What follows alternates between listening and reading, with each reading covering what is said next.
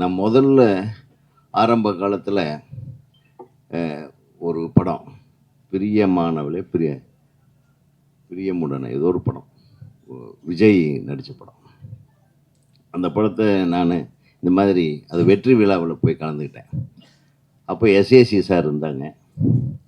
அவர் வந்து விஜயை அறிமுகப்படுத்தும் போது எவ்வளவு கஷ்டப்பட்டாருன்னு எனக்கு தெரியும்.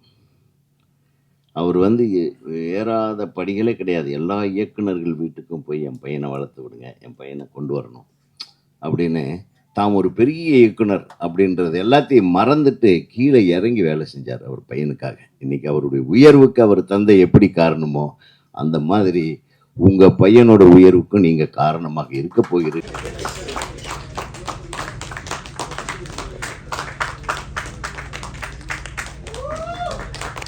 நல்ல ஒரு கைத்தட்டல்கள் கொடுக்கலாமே எல்லாருமே. டீசர் எந்த அளவுக்கு நல்ல வரவேற்பு கிடைச்சிச்சோ அதே மாதிரி ட்ரெய்லரும் எல்லாருமே பார்த்து சப்போர்ட் பண்ணணும். படமும் வந்து May 30th அன்னைக்கு ரிலீஸ் ஆக போகுது. Thank you everyone. குறிப்பா இந்த குட்டிமா பாட்டு எனக்கு ரொம்ப பிடிச்சது.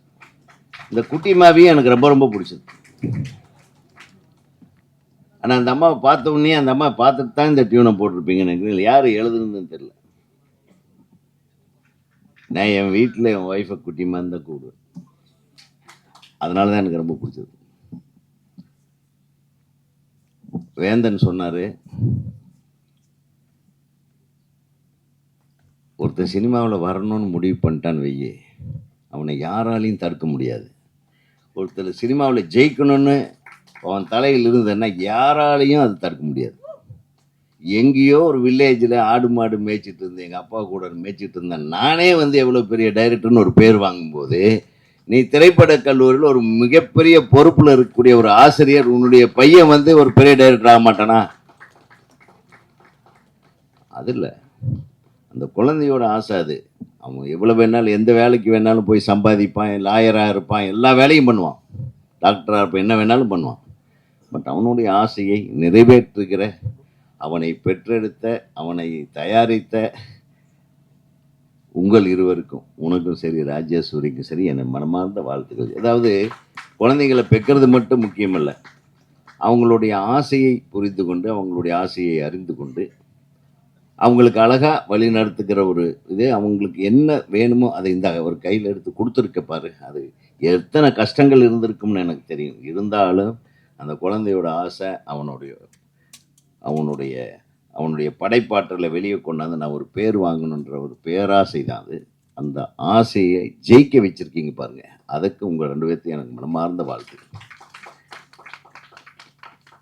அந்த 2 குறள் தான், தந்தை மகன் காட்டும் நன்றி, இவன் தந்தை என்னொற்றான் கொள்ள, தந்தை மகன் காட்டும் உதவி, இவன் தந்தை என்னொற்றான் கொள்ளன்னு சொல்ல, அது மகன் தந்தை காட்டும் உதவி, தந்தை மகன் காட்டும் உதவி, இவன் அவயத்தில் முந்தி. ஸோ இது 2மே உங்களுக்கு பொருத்தமாக இருக்குது. நான் முதல்ல ஆரம்ப காலத்தில் ஒரு படம் பிரியமானவளே பிரியமுடனே ஏதோ ஒரு படம் விஜய் நடித்த படம். அந்த படத்தை நான் இந்த மாதிரி அது வெற்றி விழாவில் போய் கலந்துக்கிட்டேன். அப்போ எஸ்ஏசி சார் இருந்தாங்க. அவர் வந்து விஜயை அறிமுகப்படுத்தும் போது எவ்வளவு கஷ்டப்பட்டாருன்னு எனக்கு தெரியும். அவர் வந்து ஏறாத படிகளே கிடையாது. எல்லா இயக்குநர்கள் வீட்டுக்கும் போய் என் பையனை வளர்த்து விடுங்க, என் பையனை கொண்டு வரணும் அப்படின்னு தாம் ஒரு பெரிய இயக்குனர் அப்படின்றது எல்லாத்தையும் மறந்துட்டு கீழே இறங்கி வேலை செஞ்சார் அவர் பையனுக்காக. இன்னைக்கு அவருடைய உயர்வுக்கு அவர் தந்தை எப்படி காரணமோ அந்த மாதிரி உங்க பையனோட உயர்வுக்கும் நீங்க காரணமாக இருக்க போகிறீர்கள் என்பது ஒரு மிக மகிழ்ச்சிக்குரிய விஷயம். நான் அதை விட நம்மளுக்கு என்ன வேணும்? அதே மாதிரி இப்படி ஒரு பொறுப்பை எடுத்துட்டு பண்ணுறானே, இவன் நல்லா பண்ணியிருக்கானான்னு பார்த்தா மிகச்சிறப்பாக செஞ்சுருக்கார். அழகாக இருக்கு.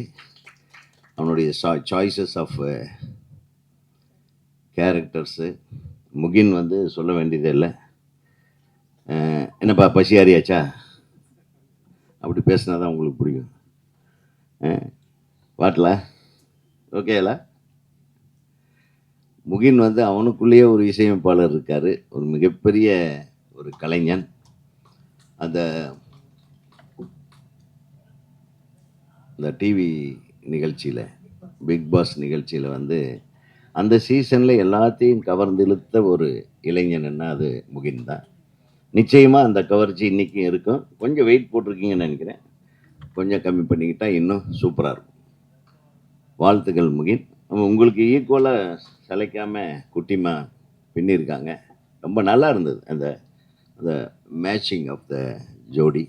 இது எல்லாத்தையும் மீறி ஜின்னு தான் பெரிய வேலையை காட்டுது போல இருக்குது. அந்த ஜின்னை வந்து எப்படி வடிவமைத்திருக்கிறீங்க என்பது தான் இதில் புதுமையான விஷயம்.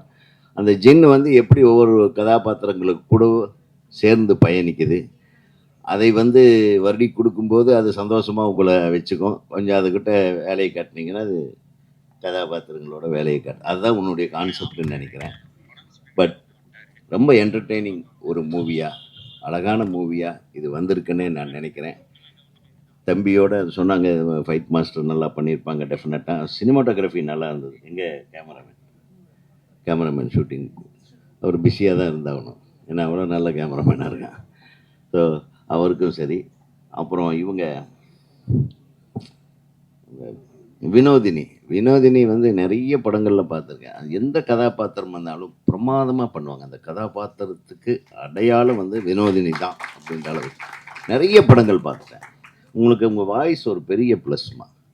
ஒரு ஒரு ஒரு ஒரு இண்டிஜினியஸ் வாய்ஸ், ஒரு ஸ்பெஷல் வாய்ஸ்னே சொல்லலாம். ரொம்ப நல்லா பண்ணுறீங்க. அதோட இந்த மேடையில் அமர்ந்திருக்கும் எனது அன்பு சகோதரர் புரட்சி போராளி ஆர்கே செல்வமணி அவர்கள், அவர் நிறைய பேசுவார். நான் அவருக்கு வழிவிடணும். அப்புறம் மாண்புமிகு நீதியரசர் அவர்கள் இருக்காங்க. அவங்கெல்லாம் என்ன ஃபஸ்ட் டைம் அவங்க இந்த மேடையில் ஏறி இருக்காங்கன்னு நினைக்கிறேன். ஒரு திரைப்பட விழா மேடையில் இல்லை நிறைய வந்திருக்காங்க. அவங்க பேச்செல்லாம் கேட்கணும். என்னுடைய குருநாதர்னு சொல்லலாம். ஏன்னா ஊமை விழிகள் தான் நம்மளும் ஆரம்பித்தோம். அது கூட ஒட்டிக்கிட்டு அப்படியே அவங்க நிழலில் வளர்ந்தாலும் நம்ம. அதனால் அரவிந்த் சார் வந்திருக்காங்க.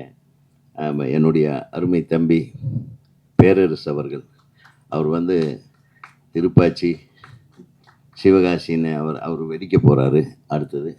அப்புறம் எங்களுக்கெல்லாம் அண்ணன் உறுதுணையாக இருந்து எங்கள் ஆரம்ப காலங்களில் எங்கள் திரைப்படங்களை எல்லாம் வெளியிடுவதற்கு ஒரு முன்னோடியாக இருந்து அவரே ஒரு வெளியீட்டாளராக இருந்து திரைப்படக் கல்லூரி மாணவர்களுக்கெல்லாம் ஒரு கலங்கரை விளக்கம். எங்கே இருந்தாலும் யார் கஷ்டத்தில் இருந்தாலும் நேரடியாக அண்ணனை போய் பார்த்தா அண்ணன் உட்காந்து அமைதியாக இப்படி பண்ணுங்கடா, இப்படி பண்ணுங்க அப்படின்னு தோளோடு தோள் கொடுக்கக்கூடிய கேஆர் அண்ணன் அவர்கள் இருக்கிறார்கள். அதே மாதிரி ஐபிஎஸ் ஐயா அவர்கள், அவங்கெல்லாம் வந்தது ரொம்ப சந்தோஷம். ஒரு பெரிய நீதித்துறை, காவல்துறை, திரைத்துறை மட்டும் இல்லாமல் அனைத்து துறையினரையும் நீ அழைத்திருப்பது மனதுக்கு மிக இதமாகவும் சந்தோஷமாகவும் இருக்குது. நம்மளை பற்றி யாரும் அதுவும் ஆன்மீக குருக்கள் தம்பி வந்திருக்காங்க. அப்புறம் இணை தயாரிப்பாளர்